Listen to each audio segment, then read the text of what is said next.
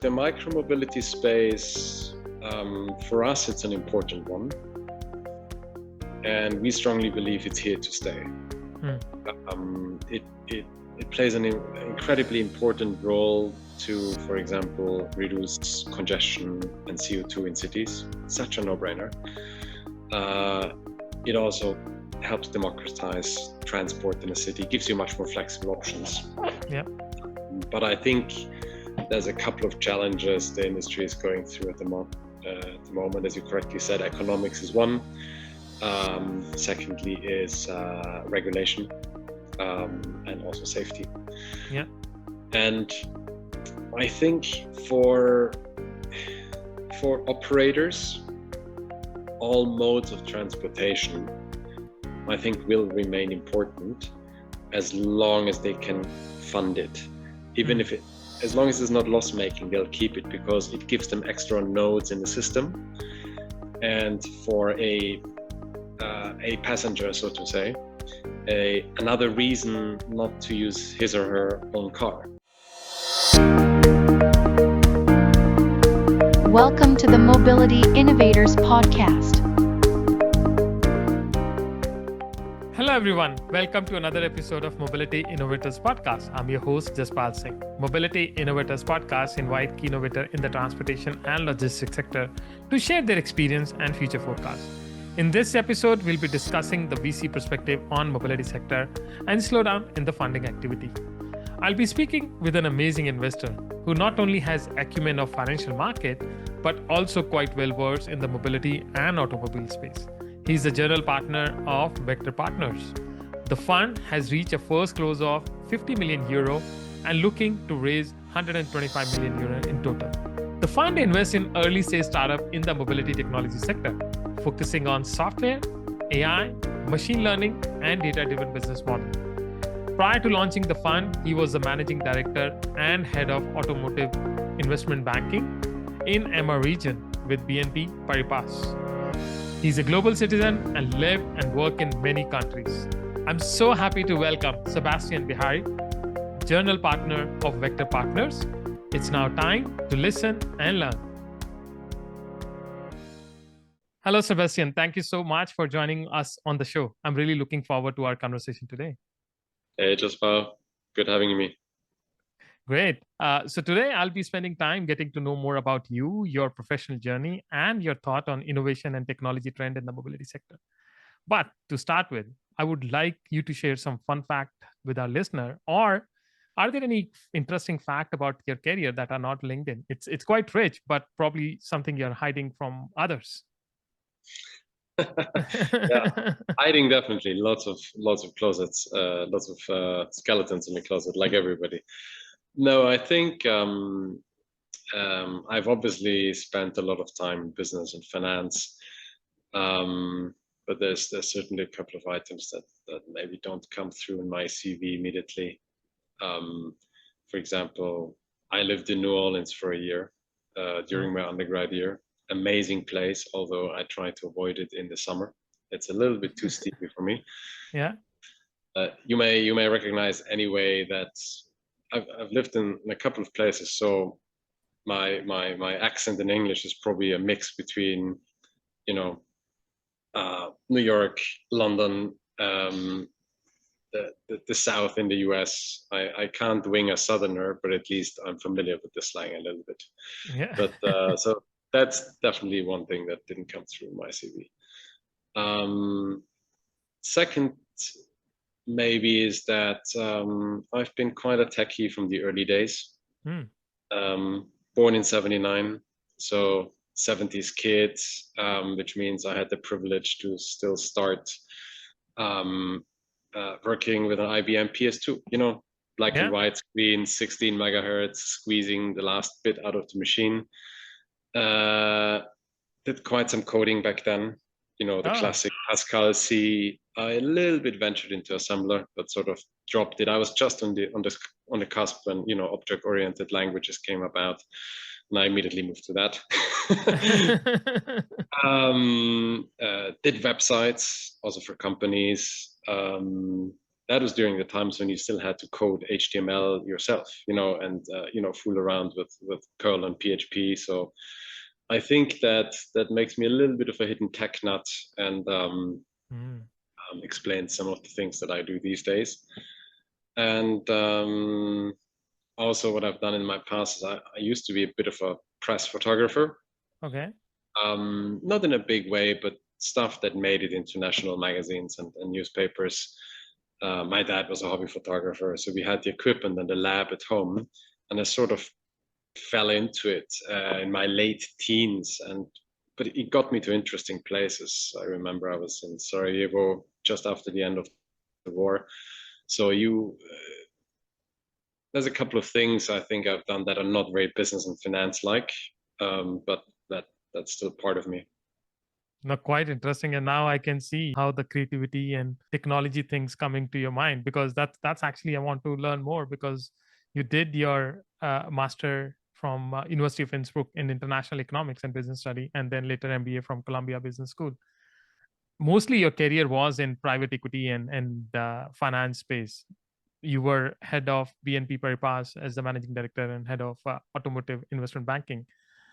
I'm very curious to learn why you decided to become a venture capitalist, because you were doing great in your career. You were working with one of the top company.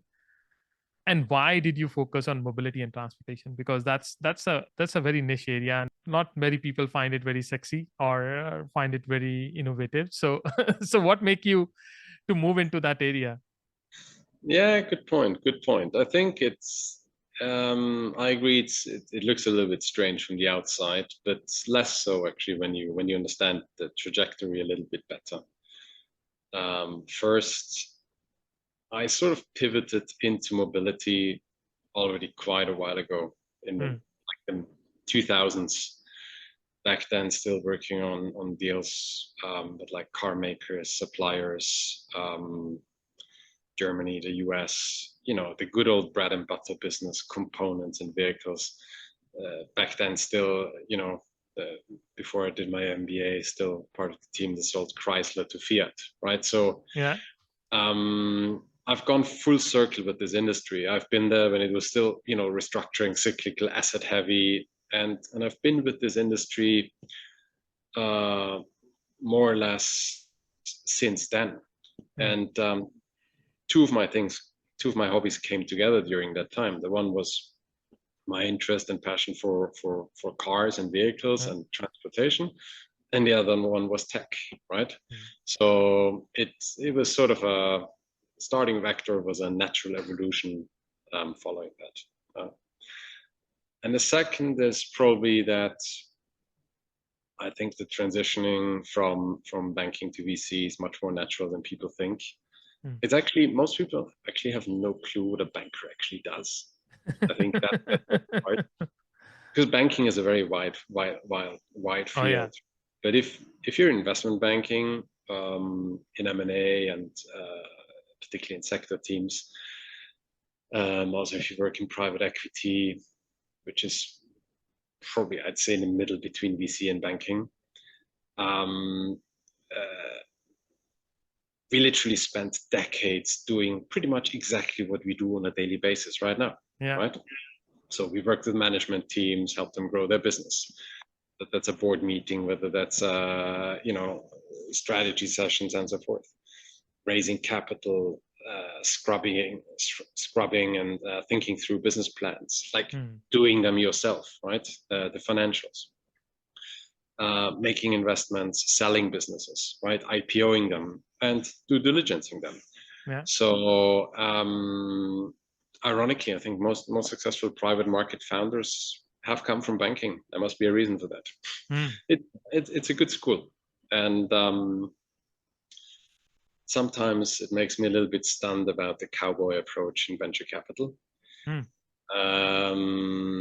I think this is something I see changing over the next decade. Time will tell. But when I draw parallels from how private equity has evolved over the last 10, 20 years, there's, people should look at that, and it's not far-fetched to believe that it's going to go the same direction. Yeah, It's going to institutionalize. It's going to professionalize much more.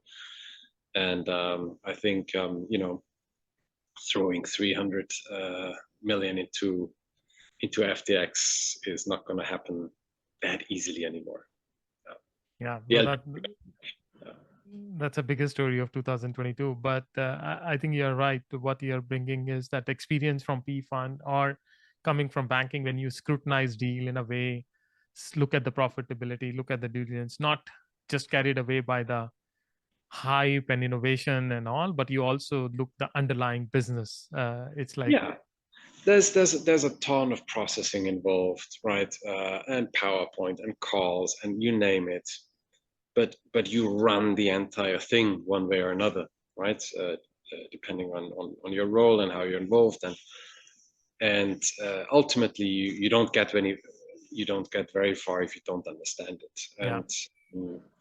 And there's not many founders out there in startups who really understand P&L below the top line, right? So helps. It's very true, and I think bringing investor like you actually bring a lot of value for them, because you're the one who can advise them on those things, and because the founder is sometimes only have knowledge about the technology and product, so they don't know about how the business work, how the cash flow work. And I think startup team needs to perform on so many different dimensions, right? And sometimes it's the founder who is let's call him a business polyglot, right? For lack of other words, or it's a highly complementary team. But equally, I think as a financer for such a business, you add value on various dimensions, right? And the more dimensions you can tick, the better, obviously, right? Oh yeah. No, great. No, thanks for that. And I think that's why the Vektor Fund is focusing on this sector, because of your experience and knowledge. And you did your first close of the fund, which is 50 million, quite remarkable. Being a first fund, it's a quite big size this year, and you're looking to raise 125 million euro. Just want to understand, what is your investment thesis, what is your geographic focus, and what is the check size usually, right? And what is your investment strategy? Like, how do you evaluate these companies? How do you make a bet on these ventures? Yeah, I mean, I'd say we're a typical classical Series A fund. Okay. Here and there, I think we consider opportunities starting at seed stage or even at Series B, but that's more the exception. I think we're typical Series A,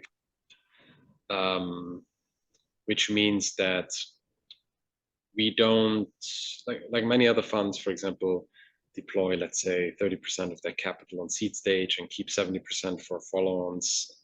We're different than that.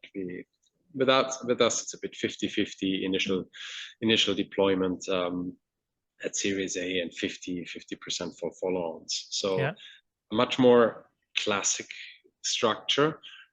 And I think the focus on Series A has two drivers. Number one is that we believe we can add most value as of the Series A.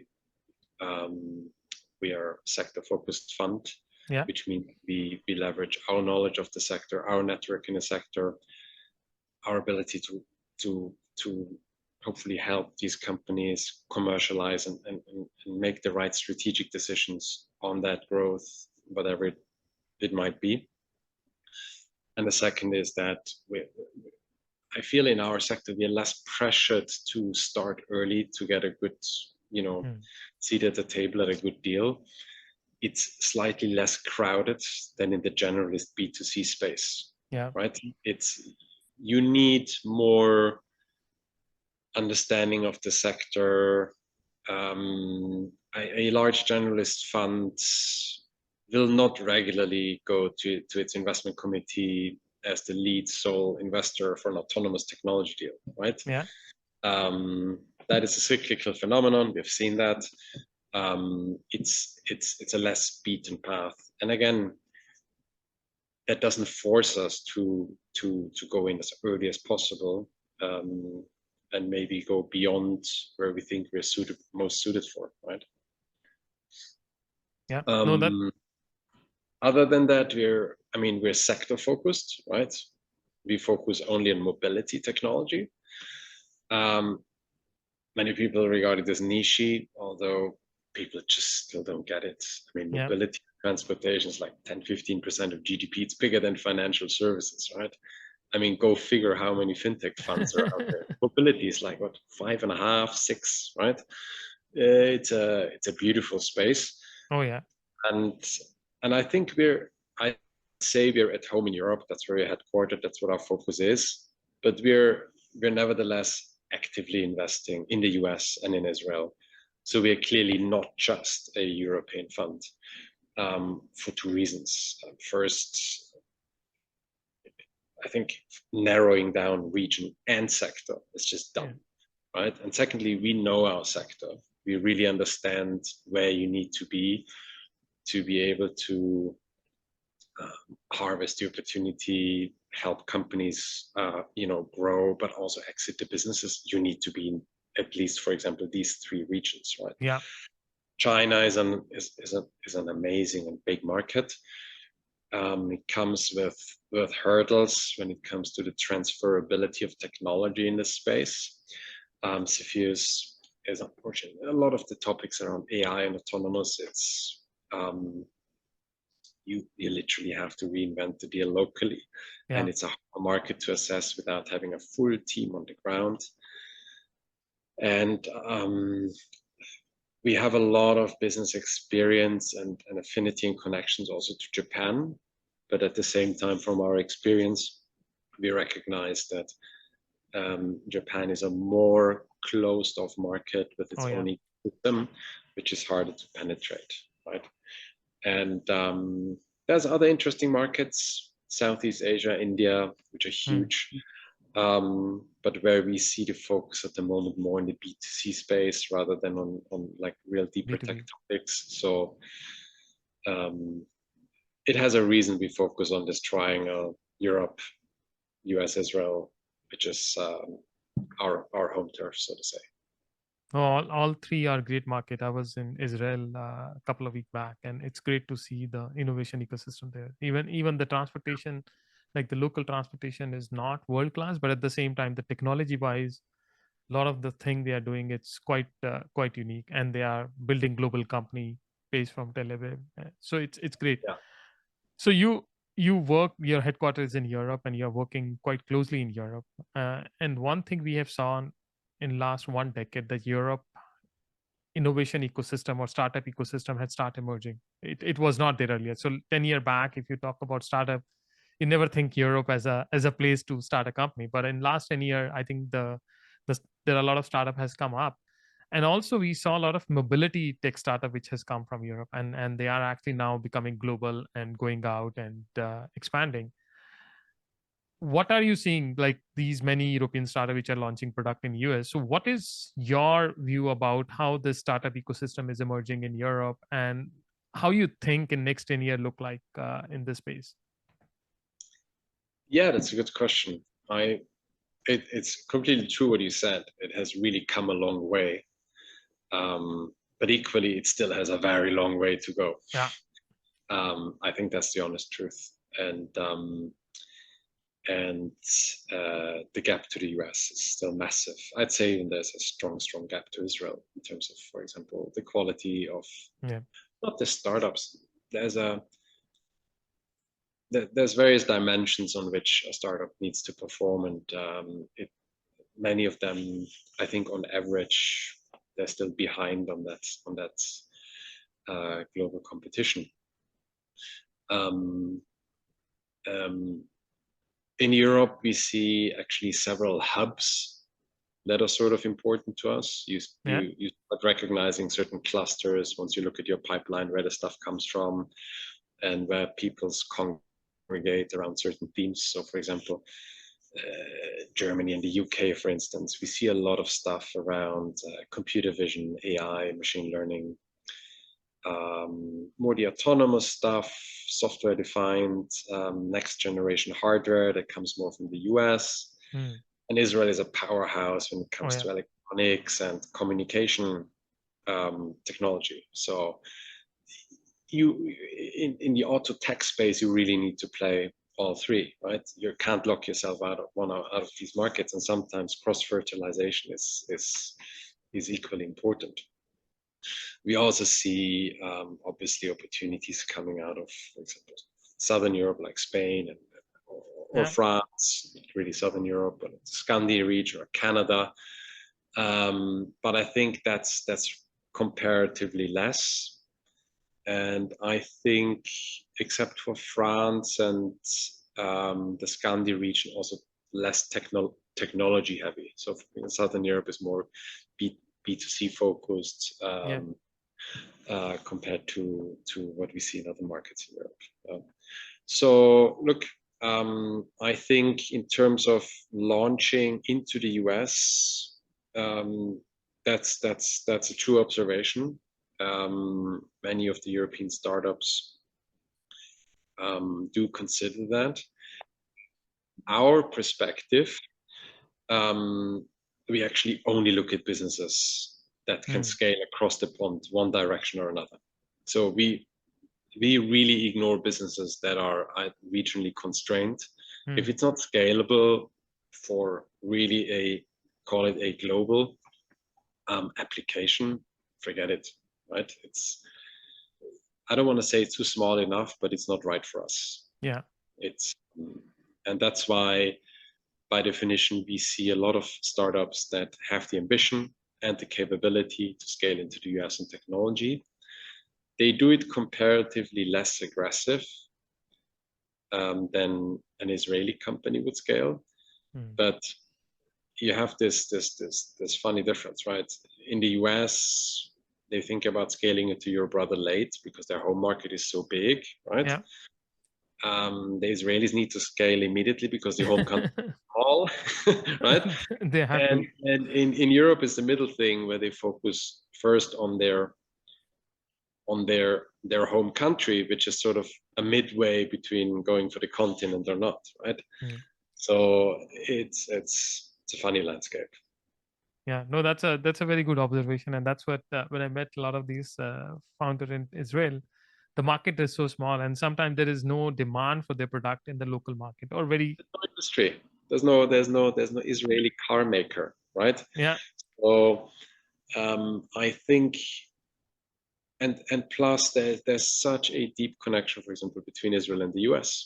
There's such good business relationships that often the first commercial push goes actually into the US rather than to Europe, which is also very natural.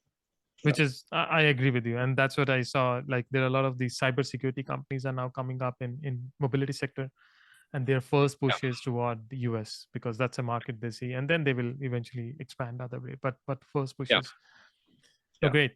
No, thanks for sharing. I think that's a very good perspective. And in Europe, yeah, I mean Germany is becoming like a powerhouse. I seen many of the city, and the Berlin is emerging as a global tech startup hub now because of people are speaking many languages and there is no more constraint of language, so that's also help. I think in Europe that's also a problem. Like in Canada, I see a lot of company want to go to France because of the language similarity, so there's French speaking companies, so they look for that. No, thanks for sharing, Sebastian. Now you must be meeting hundreds of industry expert, founder, and ecosystem person. I see you love to talk to people and learn and exchange about the future of mobility, how things are changing, how things will be in future. So I want to understand, what is your prediction for 2035, how the mobility sector will change in next 12 13 year, and how do you see the use of AI and technology will transform mobility? Because like you mentioned, mobility is a big sector. It's contribute like 10 to 15% of GDP. A lot of people don't realize because they don't see it upfront, but everything is moved because of mobility. So how you think AI and technology will really redefine everything what we are seeing today? Yeah, I think people often don't see it because they cut it differently, right? They just look at SaaS, right? Now, then you have some funds who just focus on SaaS, regardless of what industry it's in, right? there's a long debate about, what's more sensible for being focused topically, say, on AI or an end market. We focus very strongly on an end market because ultimately we think the priority needs to be on a particular product and a commercialization thereof, right? Understanding the product only gets you that far, right? Yeah. So that's why we're very focused on end market competence. I think both AI and technology will obviously play a huge role in the transformation of mobility, transportation as a whole. Team of McKinsey summarized it very nicely once. There's a couple of trends coming together, or not, forces coming together, which is changing behavior by consumers, which is regulation and technology that overall shape the landscape. For us, technology is changing mobility at its core. Everybody now knows that electrification/energy transition is coming. Okay, let's call it an old topic. Please not debate this anymore, right? See the next tier one push for the next generation diesel. I'm like, under which stone have you been sleeping, right? Yeah. It's just embarrassing. Digitalization and connection and connectivity, I think, are going to be catalysts for a very large chunk of the opportunity over the next 1 or 2 decades. And AI will play a massive role, but obviously I'm not saying it comes after digitalization and connectivity, but connectivity and digitalization create the data AI can work with, right? So it comes in tandem, right? Yeah. Now, what does it all mean? In the end, I think we think 2 major things will change for over the next 10 years. The one is that the economics of mobility will change, right? And I'll give you an example. Think of predictive maintenance, right? Yeah. This is something that connectivity, digitalization, meaning the availability of data in a vehicle, and AI, the tool to analyze that data, will allow you to identify issues before they arise, right? And think you're a truck driver, right? You're on the road, yellow light, not good, right? Yeah. What does it mean? It means 2-day outage, order parts, repair, not good, right? Or you're a cab driver, right? Cab drivers or Uber drivers, it depends on the country and the region. They pay high insurance for situations where they need to be insured against vehicle outage, right? Yeah. Because not having a car for 1 day is 1 day less earnings, right? Name it. So predictive maintenance means you're transforming an unplanned 2-day outage into a 2-hour pit stop, right? The system tells you with high probability, this is going to be the issue, or likely the issue with a high probability. It's integrated in the value chain, meaning it knows where you're driving. It gives you options on where you can have these problems fixed on your routes. Yeah. And it can pre-order or pre-order the parts, right? So, and now think the economics of a truck driver, right? 2 days outage versus like 2-hour pit stop, right? You can do the math, right? Yeah. Yeah. So it's a good example how what's really changing in mobility under the hood will have a huge economic impact. And we're talking big markets here. But equally, asset utilization, right? I mean, you can look at cars as sort of almost some of the most expensive consumer goods, like 20K, 50K, 100K, with a utilization rate of 4-5%. It's embarrassing. It's actually always just sitting around, right? Now, will car ownership stop? No, bollocks, right? It's not gonna happen. Will it change? Yeah, the mix will definitely change, right? But here technology obviously will play a big part, right? With more and more automation over the next 15 years, you can drive utilization up of vehicles, right?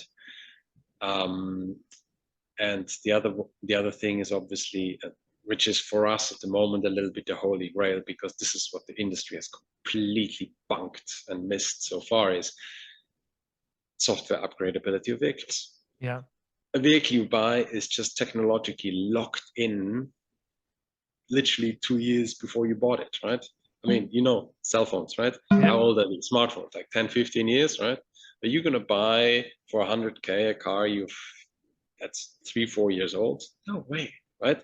So this is changing a lot, and I think this is where tech and mobility will play a huge role in changing how assets are being utilized and how they're being protected from technological obsolescence, right? Yeah. It's pretty straightforward.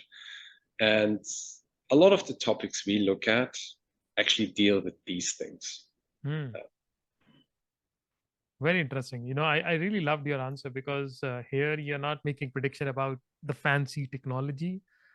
Like you said, you don't focus on product, you focus on the end use, and end use is economics and utilization. Then there needs, for us, when we look at businesses, there needs to be a real economic value creation. There needs to be a real case in terms of why will people want to use this, right? Does it make somebody's life better? And not just feel good, but is he or she willing to pay something for it?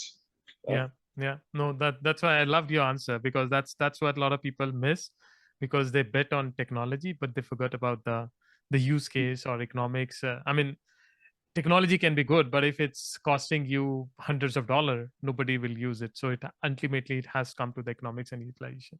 It sounds easier than it is. It goes back to the old problem, right? Or the old sort of imperative. Are you solving a concrete problem, or are you having a technology and looking for an application? Right? Now, neither can be wrong, to be frank, right? But for us, it's important it really solves a problem. Yeah. No, that's great. And in fact, I look at your website and I saw the company you have invested. So right now you have 5 companies which are published, and you are doing more due diligence with other companies. But these 5 companies, what I found interesting was these 5 companies are actually solving 5 different problems, like autonomous mobility, micromobility, traffic management, predictive maintenance, which you just mentioned, data analytics. And I would love to know your perspective. Why did you invest in this company? Because I think, like you mentioned, you didn't invest in the company, you invest in this end use, how these underlying technology will change the thing. So you talk about the self-driving vehicle or robotaxi, how it will change. Now Cruise and Waymo, they are deploying robotaxi everywhere now in US. They are getting permission, they are looking to expand from California, Texas, going to different places. What is your prediction for 2025? Like, will we see mass deployment of robotaxi, or you feel we still, see pilots going on and it will be like that? And just one question I want to add, because you invested in a startup which is building a LiDAR based system, like a advanced LiDAR based system. But there are some companies which are actually doing this vision based sensing approach, especially Tesla and Toyota. They are doing the vision based. I saw a couple of companies in Israel which are using this image based approach rather than LiDAR based approach. Which technology you feel is better, LiDAR or image? I mean, I know there may be some personal bias because you invested in a startup, but what do you feel about this image based sensing approach?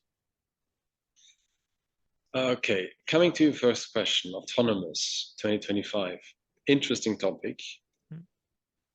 I think my base observation is that the press there has gone sort of full circle. First, from completely uselessly hyping it, meaning in 2022 everybody's going to have an autonomous car. That's how it sounded. And now treating is treating it as if it would never happen, right? Yeah. Complete bollocks. Truth is always somewhere in the middle. I think people who've been in this industry knew two things. First, the last mile is super hard, right? Like with everything in life, right? It's running the last 2 miles on the marathon. Good luck. Right? It's the same there. And that's particularly painful because it's like a 180-mile marathon, right? And you're running the last 2, you're like, man, I really can't anymore. But that's how it is, because that's how hard it is. And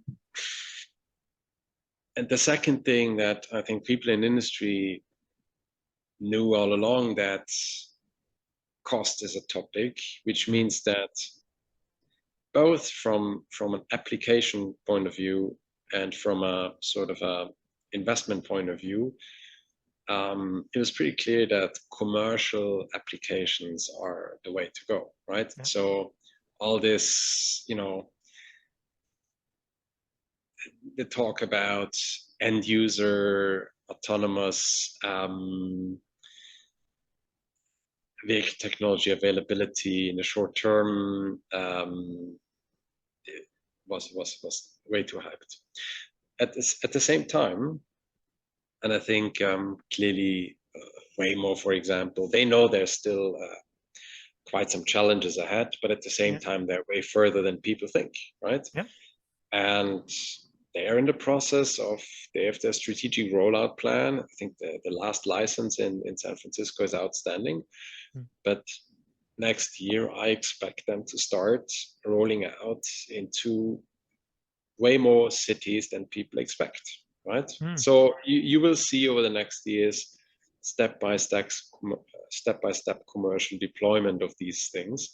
Where you will also see autonomous systems in place increasingly is in geofenced areas, right? Classic, harbor side vehicles, stuff like that. Right? Construction is a different it's a different place, because that's, I'd say, slightly technologically a different ball game. Yeah. But you will see some deployment over the next 2-3 years. I'm confident in that. Great. In terms of LiDAR, I'm obviously biased, but I look at this. I look at this quite cynically. I think the ambition must be to build an AV stack and a sensing capability that's better than a human, right? Otherwise, why the hell do it, right? To be frank, a human will always be cheaper than an AV stack, right? So if it's not better, and I'm not just talking being able to drive 24 hours, but to see more than a human, then why do it? Now with a camera, a camera can see much more than a human eye can see. But at the same time, it would be illogical for me to assume that I'm not using other sensors that are available to achieve that goal. So there's a little bit of an illogical element in this view. It's mostly pushed for selfish reasons, saying, "Oh, it's vision only," and often it's a BOM cost problem, right? It's but that goes a little bit back to how car makers are pricing their vehicles, right? In the past, the world worked as follows: you buy a vehicle, say it's 40K, you easily add on another 10-15K on extra equipment, right? Yeah. Which means that ultimately then the volume on the extra equipment was comparatively low, right? Yeah. So with software upgraded vehicles, the mindset needs to shift. You need to push out as much as possible uniform hardware, and can then on a software basis upgrade or unlock features, which is pretty much where Tesla is way ahead of the industry. And that changes the economics a bit, and that will allow you to, let's say, put more hardware out than you see at the moment. The OEMs are not using LiDARs because they're bad or they're not there. Is because I could go on for this, but don't quote me. there's lots of other reasons. And the second thing is that there is, for the foreseeable future, safety remains a large concern from regulators, from consumers, right? And you saw that Tesla had to pedal back and put back, a radar sensor or ultrasound sensor, I forgot what it was, back into the sensor stack. Why? Because there's only so much you can do. A lot with vision in terms of depth measurement, right? But there's a limit to that, right? And kicking a radar or an ultrasound sensor out of the vehicle is dumb, because it makes it less complex. I get that, and sensor fusion is tricky and so forth, but the component itself is probably dirt cheap, right? LiDAR, that's expensive, so not taking a LiDAR on board for cost reasons, I get that, but find another way to make use of it, right? Because all these sensors are made for very different purposes, right? A LiDAR sensor can detect like a flat tire lying on the highway 200 meters ahead while you're going high speed on the highway. No other sensor can really do that, right? So think about all the goodies they give you, and then it's a balancing question, cost and functions, right? Yeah. No, I think you're right. And that's what some other guests mentioned. It's a trade-off between the cost and the accuracy. So do you need too much high accuracy? You need to pay more money. So probably in some vehicle you need more accuracy, and in some area or some places you don't need that accuracy. So you use. Exactly. So I think both technology will survive, but I think also we will see more innovation in the LiDAR space. So probably the cost will come down in future, and then we will see more mass deployment. Do you feel that as well? Yeah, absolutely. I think FMCW is not obvious, but sort of that's a sort of a next gen product, right? Yeah. Tricky thing there is for FMCW, for many of those, you need lasers, for example, that are not yet available in industrial scale manufacturing. So even if you have the technology where you take the laser from, or the lenses degrade, or the temperature, so we obviously in the background see a lot in terms of the B sample results from the OEMs when they test the LiDARs, and FMCW hasn't impressed us yet in terms of B sample results. But I can't speak for the entire industry. There's a lot more happening behind the scenes. It feels like it's the next thing, right? It's not entirely there yet. So we'll see more innovation. But with FMCW, you can go much cheaper. Much cheaper than that. No, great. Thanks for sharing that perspective. Now, the other company you invested is in working in a micromobility space, and micromobility, I would say it's emerging as a good option. It's like 4-5 year old industry. Not long ago, I was in Tel Aviv, and the use of this e-bike and e-scooter was crazy because everywhere you see those vehicles. Recently, NACTO published a report that about 500 million trip in US has been taken place on bike share, e-scooters, another micromobility system in last 20 years last 12 years. But micromobility startups are not feeling the same way. I mean, we read some news about the cash flow issue, the low profitability, the vehicle life cycle, and so there are a lot of push, and also the cities are pushing more and more regulation because they want to restrict the number of vehicle in the city and all. What are your views on micromobility, and how do you feel the sector will evolve in next few years? Because earlier the VCs were pushing money in the sector, and they were feeling micromobility will take over, like it will be taking over the Uber, and Uber will be gone and the micromobility will survive. But now we have a different reality. So how do you see this sector now? Look, the micromobility space, for us, it's an important one. And we strongly believe it's here to stay.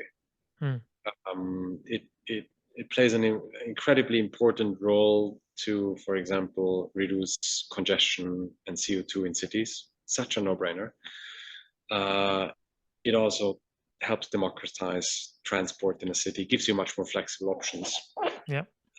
But I think there's a couple of challenges the industry is going through at the moment. As you correctly said, economics is one.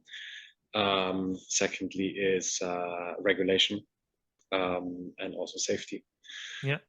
And I think for operators, all modes of transportation, I think, will remain important as long as they can fund it. Even if as long as it's not loss making, they'll keep it because it gives them extra nodes in the system. And for a passenger, so to say, another reason not to use his or her own car, right? And so there's a strategic importance to both the operators, but also the cities, which is why we think it will definitely stay. The cities are the ones we think are actually the most strongly pushing for change, coming from the regulatory side. Yeah. But that regulatory push, ironically, fosters the adoption of technology that also allows you to become more profitable. Drover, for example, where we invested, is a very good example, where the cities are just fed up with scooters lying around all over the place, right? Now, it's a little bit unfair to scooters because you could also say, well, the city is plastered with cars, right? It's like, are you kidding me, right? It's like 99% of everything is cars, right? It's a little bit unfair, but the cities want to use it in an orderly way.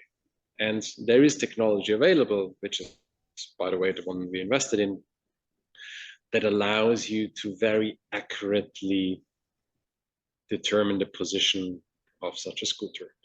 You can't just do it with GPS. GPS, particularly in cities with lots of high rises, are not good enough. There's lots of different ways of doing this. But Drover, our portfolio company, does this in combination with computer vision, which means that they don't just exactly know where the scooter is, but they also they understand the context of where the scooter is, right? What surface am I riding on, right? Is it wet? Is it dry? Is it gravel, right? Am I on the sidewalk, on the curb, or just off the curb, right? And so that's obviously convenient or helpful to regulators as well as the operators, right? Because the operators, you don't have to fish around with your phone and hope it's compliant parking, right? No, right? You don't have to stay a block outside a no-go territory because the GPS is going haywire. No, you can literally park right next to it. So it will add a lot of comfort for municipalities, but also for operators, because when you look at the P&L of an operator, there's still a lot of labor cost involved searching the scooters. It is really sad in terms of how much money they need, and then you look at the map and it says the scooter is here, but it's actually behind a wall or in a garage around the corner, right? It's like 40 yards away and you can't find it, right? Yeah. It costs a lot of time, and that not kills the profitability, but it shoots a nice hole in your P&L, right? So the guys from Drover, they knew they were ex-scooter operators. They knew exactly what the P&L problem of the operators is, and developed technology to address that, to help make e-mobility in cities in the micromobility space, make it profitable, right? So we think there is technologies that really can play a role in changing that. And there's another reason why I think it's going to stay around. Olaf from Red Blue, Olaf Saka has also pointed it out quite correctly. It's like, investing or subsidizing urban mobility is much better money spent than subsidizing car traffic one way Oh, or yeah. another, right? By fuel and so forth. The impact on CO2 reduction and behavior management is significantly more sensible, right? So I think micromobility is here to stay. It's a huge market. But I think the times are over where the operators are swimming in money and can subsidize their operations. Right? So now they need to tighten up their belt and look for innovative way to survive and reduce their costs. And I think what you mentioned is Yeah, absolutely right. yeah, absolutely, absolutely. Great. Avoid fines, get your PLL in order, sort out insurance, safety. Find the black sheep in your rider fleet. All Yeah. these things, all the stuff you can do. And maybe earn some revenue. Because Yeah. the beauty with the Drover model is you can use that camera for all sorts of other stuff.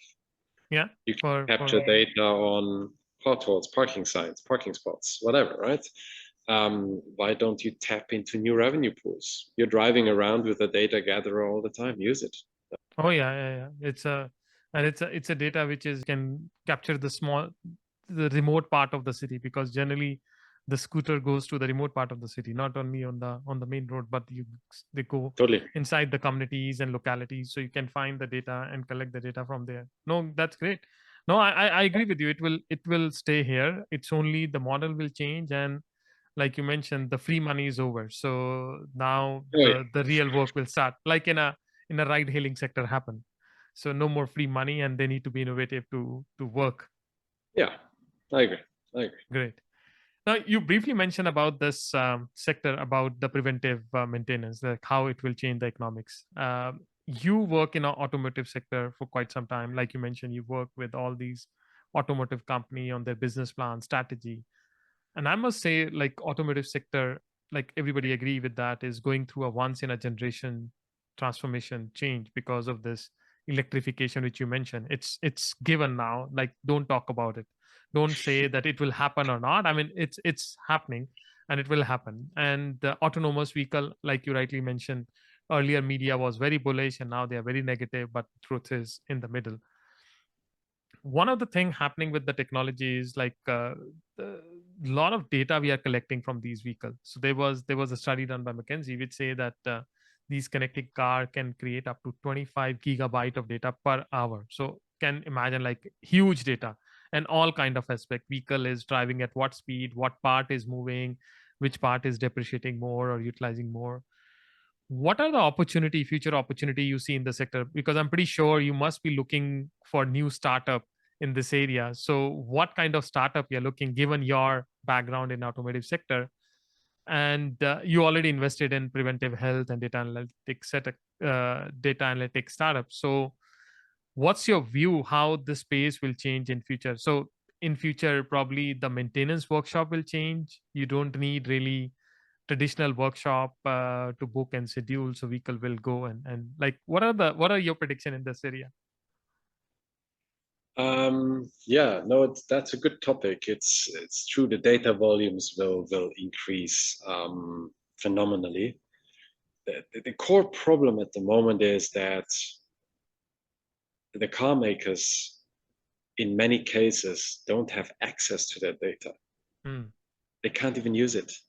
Why? Because it's a locked box system, right? Or their system actually does not allow them to aggregate the data and then use it or make it available to, let's say, a third party.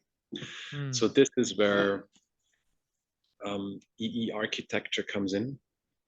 This is for us when you look at this the strategies of the car makers over the last 1 or 2 years, you will see the term software upgradability pop up a lot.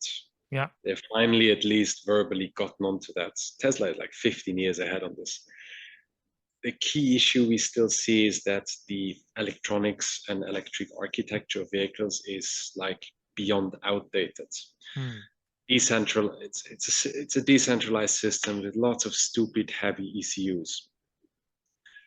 And a, a, a good example where you can see that is that this semiconductor shortage at the moment, which restricts car makers from churning out more vehicles. I mean, their volumes are down like 15-20%, which is insane, right? Yeah. Is partly due to the fact that they can't get semiconductors. And why? Because these semiconductors are so old that nobody wants to produce them anymore. And when they are telling you, oh, don't worry, the semiconductor crisis is over in 1 or 2 years, it's a blatant lie, or it's complete ignorance of reality. They're not going to get these anymore.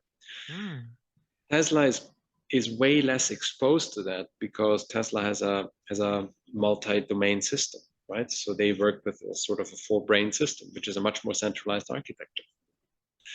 My car has like 250 different ECUs. The headlight alone has 7, right? It's absolutely ridiculous. So the data volumes you will see at the moment, I feel, is a luxury topic because you cannot yet monetize them. You don't have access to them. So I think the big step that needs to happen is stepping up the EE architecture of vehicles. And that allows you to abstract software from hardware, treat cars as servers, upgrade them on the go, maintain them on a regular basis. But there's 2 challenges, and these challenges are quite big. The one is that the current suppliers of this electronics, let's call it stuff, are the big tier 1 suppliers, and they have absolutely zero incentive to go there because they can only lose. They can only lose. If you go to, say, a Bosch and say, hey, look, instead of your 60 ECUs, I'm going to buy like 4, right? You think they're going to be happy about that? No. And the second thing is that the car makers, in order to really utilize that, need to transform from a hardware, software-driven development process to a software to hardware-driven development process. And they're struggling. It's hard because you need to change your culture, you need to change the type of software engineers that you need. Changing processes is so hard. And look at Volkswagen. How many employees does Volkswagen have? 600, 700,000? I forgot what the exact number is. That's how big the problem is, right? You don't just make this a software company from day to tomorrow. They're taking some very bold moves in this regard, but it's very, very hard. So taking this together, the obvious data opportunity and what the obstacle is the industry. Not necessarily because they don't want to. That'd be mean to say. I think we have to acknowledge it's very hard. Could they do more? Yeah. Way more. So what they don't do right now will make them vulnerable to new entrants. And I think on the electrification side, competition from Asia is coming. I think that's clear. It remains to be seen how vulnerable they can be, the incumbents on the attack on software upgradable vehicles. So Tesla, for example, is way ahead of its architecture, and is one of the reasons why people buy it, right? Because they get an upgrade, even if it's senseless, it doesn't matter. They feel it's not something that's outdated 5 years down the road, right? So as consumer behavior shifts, I think the industry needs to really eat it up like massively. But it's hard. I fully acknowledge that. I really love your point about this, changing approach to having hardware to software. Basically, right now they have hardware and they are building software to use that, but actually it should be other way. It should be software driven. I'll give you a good example. Many OEMs are still organized around component or / purchasing groups. So there's an own sort of team that deals with infotainment, center stack. There's a team that deals with suspension. There's a team that deals with say ADAS equipment, you name it, right? One team does the interior. That made a ton of sense when the stuff wasn't that integrated, right? Now, the guy wants to see the real-time video feed in his infotainment system, and he wants to do something with it, right? So you're already talking to two different companies, right? This is tricky, right? And we always compare it to spinal surgery in a human being. You don't do this over the weekend, right? This is serious surgery. But unfortunately it needs to be done. So maybe in future we will have a software CEO or a CEO with a software background heading automobile company. Absolutely. Look at the CTO of Stellantis, of FCA, who came in from Amazon. So we already seeing the change. I didn't know that. Thanks for sharing. So we already see these changes, like you mentioned, you need to change the mindset. Absolutely, but still, we see a lot of CTOs staying around for 1 or 2 years and then just throwing the towel, and then they move on, right? And then it's back to square one. Yeah, the CTOs are not stupid; they know exactly what needs to be done, and then, but it's a political fight, it's a resource fight, it's a design. It's tough, huh? It's tough. I mean, it's not easy, you know. This it's a hardware-driven industry, and suddenly you tell them it make no sense. But I think in future, like what happened with Nokia, that's a big lesson for all other companies. Nokia was a giant, but they didn't upgrade, they didn't work on what customer were looking, and they are out. Yeah, it's what made Nokia particularly vulnerable was the ticket size of the purchase, right? Phones were dirt cheap, so they could be replaced very quickly. Now, this is very different with vehicles, right? Vehicles are much more expensive. And also, I think what Tesla has shown, what Apple has shown, it's not so easy to just build a car. I mean, all the funky gimmicks aside, right? To put a car on the road, and not just designing it, that has become easier. I think you could not easily, but you could partner up with like a Magna and get a vehicle platform from them, essentially from a third party. You do your chassis and whatever. There's ways around this. This is not magic anymore. And having an electric powertrain, again, to come up with one or source one is significantly easier than a combustion engine powertrain. So the barriers to entry in this industry have changed a lot, but there's still a lot around, as we saw with Tesla. Just physically assembling a vehicle is difficult, and getting the parts. You think end price versus profit margin, this is your supply chain that's in there, right? And your manufacturing chain. And at the moment, the industry benefits from high practical barriers of entry. But, relying on them forever, it's not smart, right? So look, this is not magic.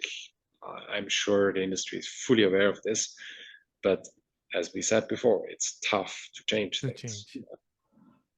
Yeah, I mean, and it's not possible to do overnight. Like, it's not possible you can change these giants in one but you could be bolder. Oh, you could be bolder. I always come back to the same comment. It's like, could you do more? Yeah, a lot more. Yeah, that's always true. Now, thanks for sharing that. Now I really want to touch a little bit about your investment side, because that's what you are doing. You love to do, because mobility, I would say, is your first love or second love, but investment is definitely your first love, like finding companies and investing in that. There are a lot of investment going on in different technology, like battery technology, hydrogen, fuel cell, and mobility and all. As an investor, which are the technological innovation you are more bullish about in future? Because as an investor, you need to be think 10 year ahead rather than what's happening right now, because you need to put bet on these technology.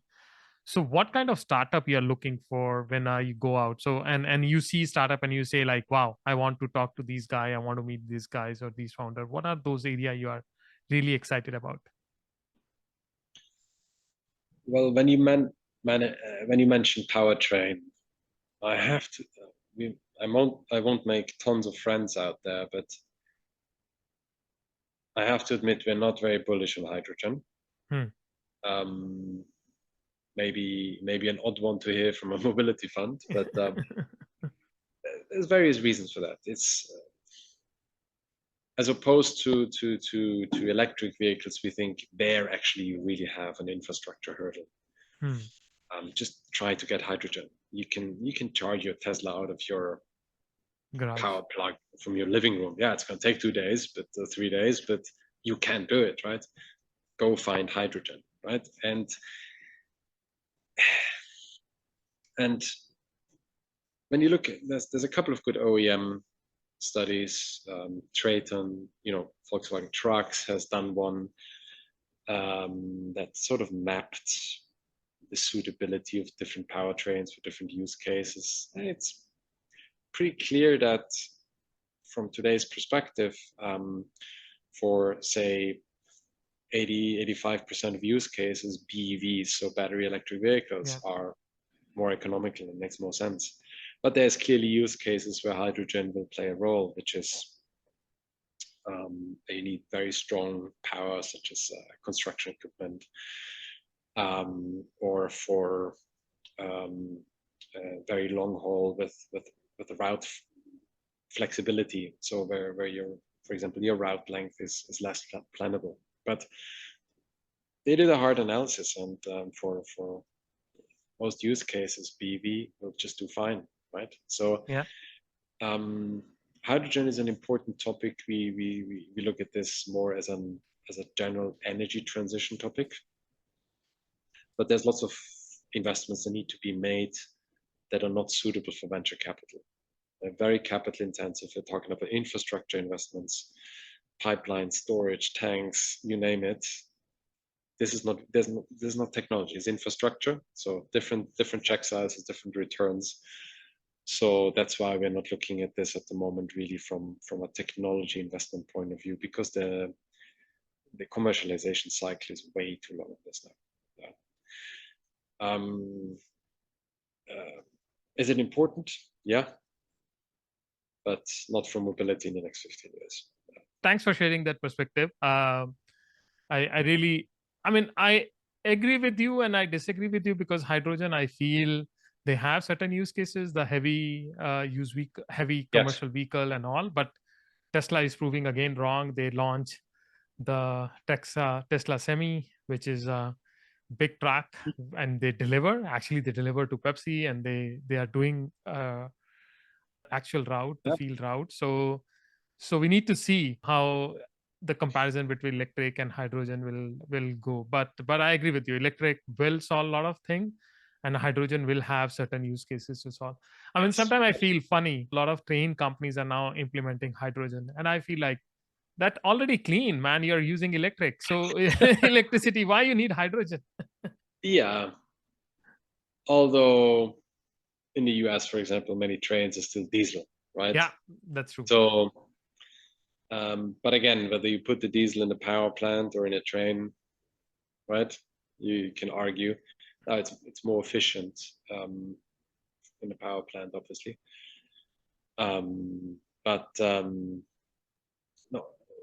So Musk correctly said that the energy efficiency ratio is significantly higher from electrification to compared to combustion engines, which is true. Yeah. You lose a lot of energy and heat. So, for example, the efficiency for a diesel engine is about 42-44%, and Hmm. for gasoline engine is about 25-ish. Yeah. So it's so electrifying makes principally a lot of sense. With hydrogen is more the lead cycle and the capital intensity at the moment that is not suitable. We think it might be much more useful for long-term energy storage. So, for example, if you have a lot of renewable energy, such as wind energy, solar energy, you might have that infrastructure installed in a region where there's a certain weather cyclicality, where you want to store energy from one season to another. Hydrogen is expected to play a role there going forward. So, and again, it will be a part of the entire ecosystem, an important one. Yeah. It will be an important part of the ecosystem.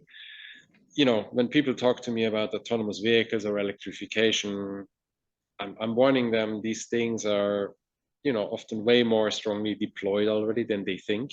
Yeah. And on hydrogen, I'm the opposite. I'm like, it will come. I have no doubt, but it will take more time.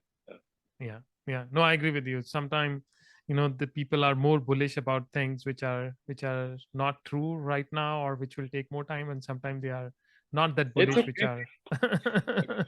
We don't know everything. Yeah. We know that much, and I think it always needs somebody who's bullish and pursues something, because that's what drives innovation. So I hope there's tons of people who are massively bullish on H2 in the next 5 years. You need that. Yeah. I agree. Now that's a great point. You need people who are more bullish about things, because then only the innovation happens. Because sometimes all these ideas look stupid till the time you see them in reality. Like electric vehicle, 10 years back, nobody believed that it will happen, and now whole industry is shifting toward electric vehicle. Yeah.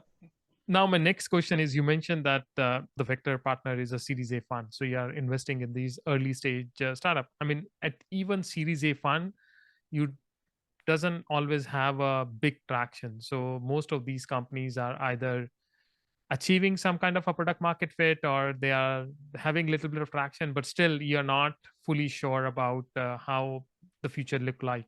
So it make a risky bet. So you need to really evaluate this company properly to make a decision and invest.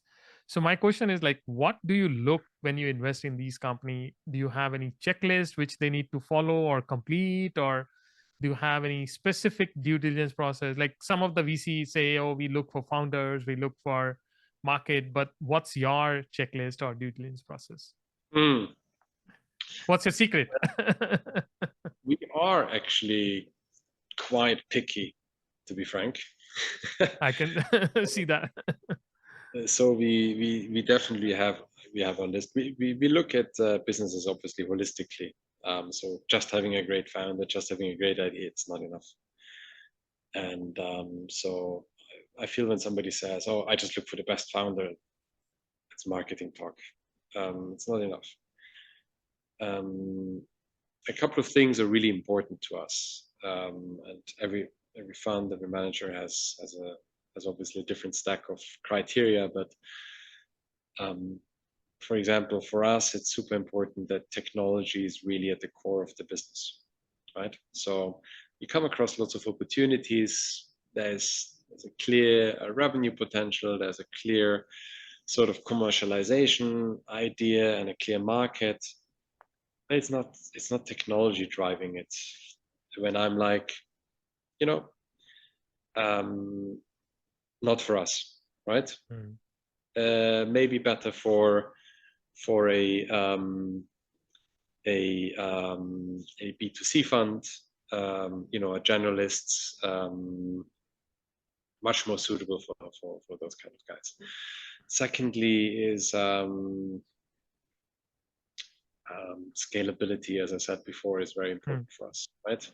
So we try to stay away from topics that we feel have regional applicability or just a development tool. They need to have a purpose by themselves to generate revenue with a broader market, not just a development tool. Unless you're like Adobe, right? It's different, right? But that's obviously a different ballgame. But the ability to scale the business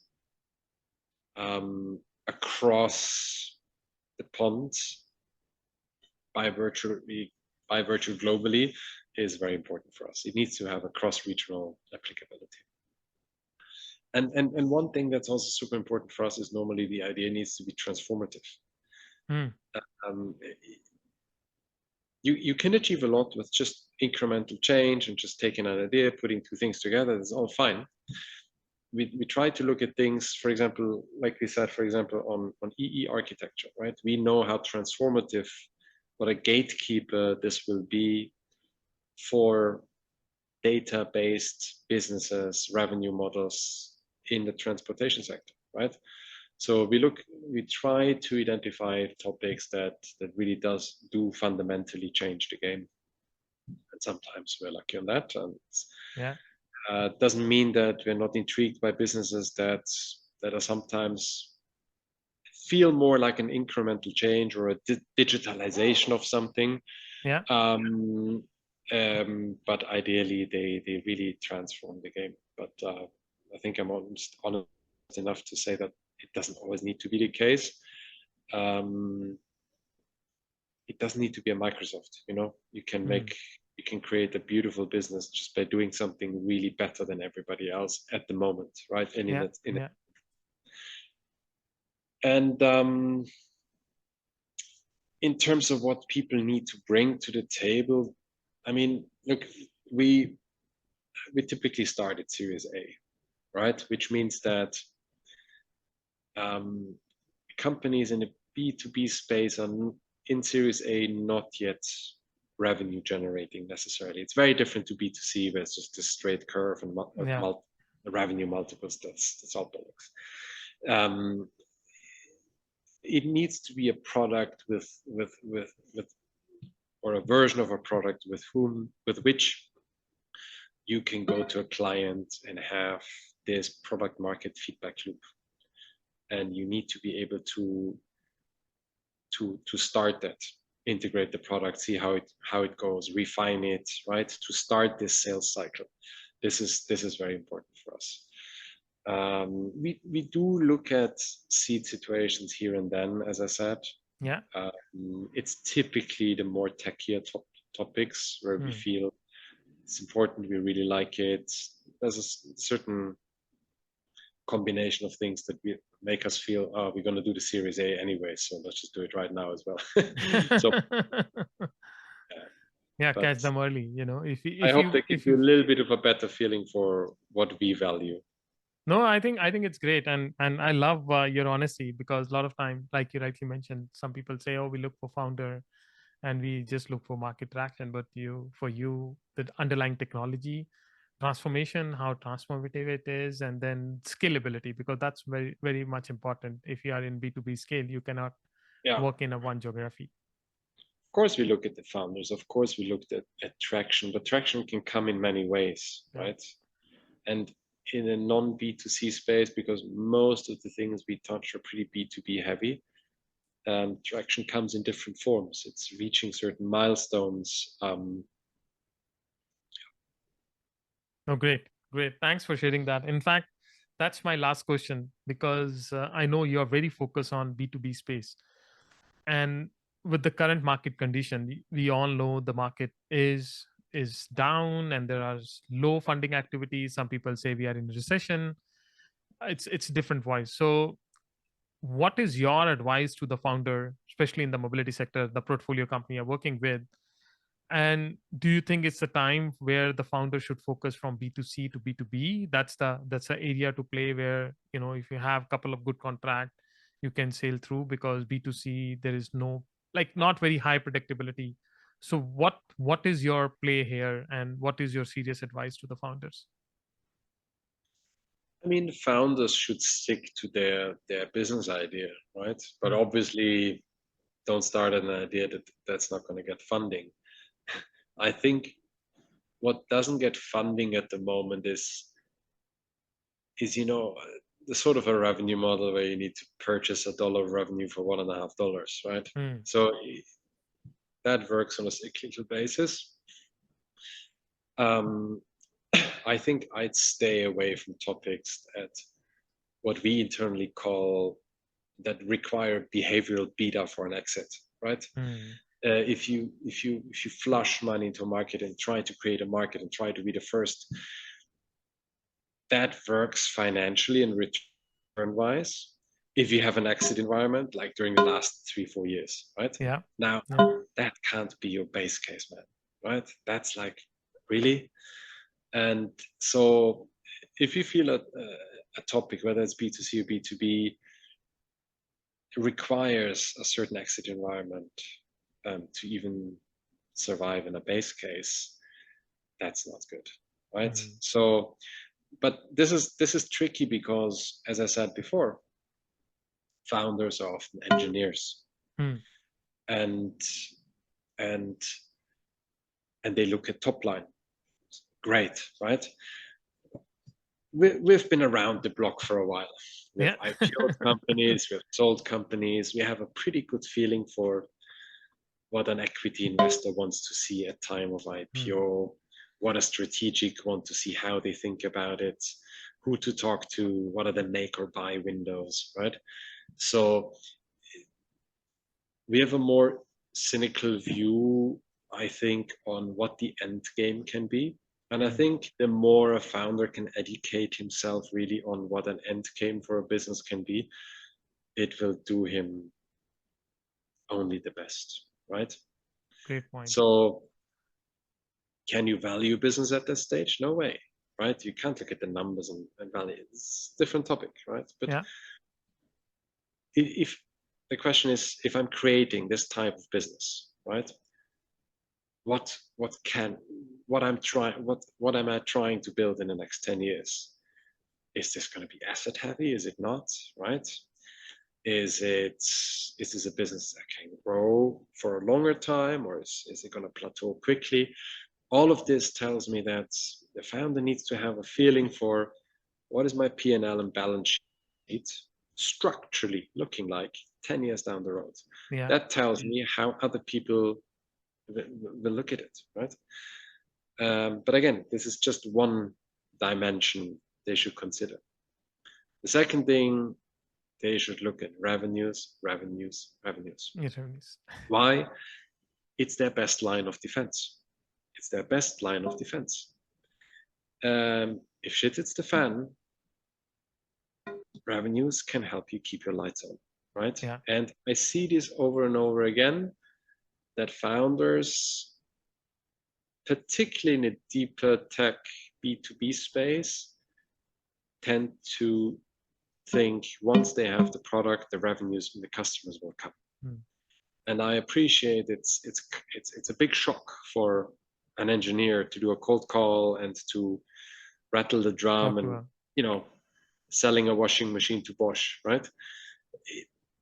That's what you need to do. That's what it is to build a business. And selling ice cubes on the North Pole, that needs to be your base strategy. And you need to develop that DNA and that approach and that hustle early on. Not too early, but early on. And guide your strategy around what helps you do this better, faster, more economically. And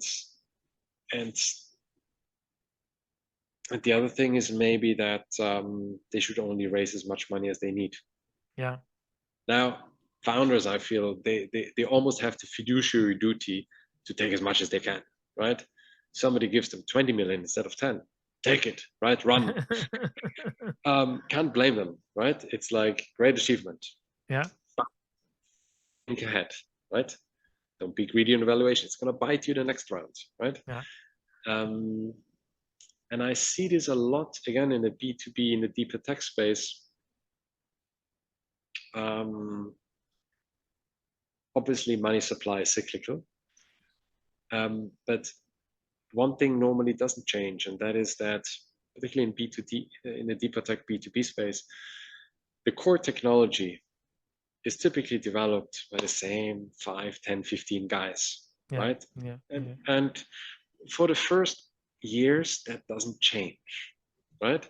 So you can layer on that, but the marginal output on the money you put in it's a non-attractive slope, right? So getting the balance, the tipping point right as of when to load up on money in order to scale and add more engineers or add more salespeople is a difficult choice to make for founders. Not in, except for the last couple of years, it's a luxury question, right? Yeah. But I think thinking about what you really need to achieve to reach your core mission, your core target, how much money do you need? Obviously, think of a buffer, but go for what you need rather than what's nice to have. Yeah. Because in the end, I feel good ideas will always get money. It's easier said than done. Founders will hate me for that sentence because fundraising is a terrible business. But again, this can help. Yeah. No, I think all these are great points. I really love what you said is the customer acquisition cost in a good period. You can spend $1.5 to earn just even 1 cent. And that's what companies were doing. They were spending crazy amount of money to get such a small revenue, like all these delivery companies, 10-minute deliveries and all.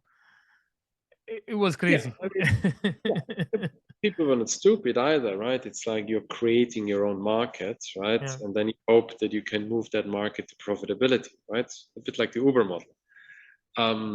That works if capital is available in abundance, which is a little bit driven by interest rates, although money supply is not really steered by interest rates anymore that much as it used to be in the past. But again, that doesn't change exit dynamics really, right? So money supply doesn't touch that too much. You can argue that money supply is cyclical and then the exit, there's waves of good exit windows. I get that, but again, it can't be your base case, right? So no, that's a great point. Thanks for sharing. I mean, any founder who are listening, it's great point for them. Raise money you need, not what nice to have, because it's good to have more money in the bank, but that also spoil you and you make a lot of investment, a lot of crazy expenditure.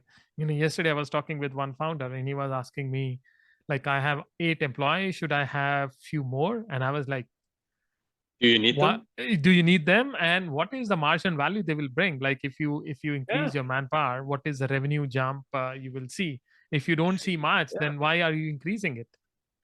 Often is close buddy of ours, Lars, always said, like, is there a guy you really need around the table to make another step?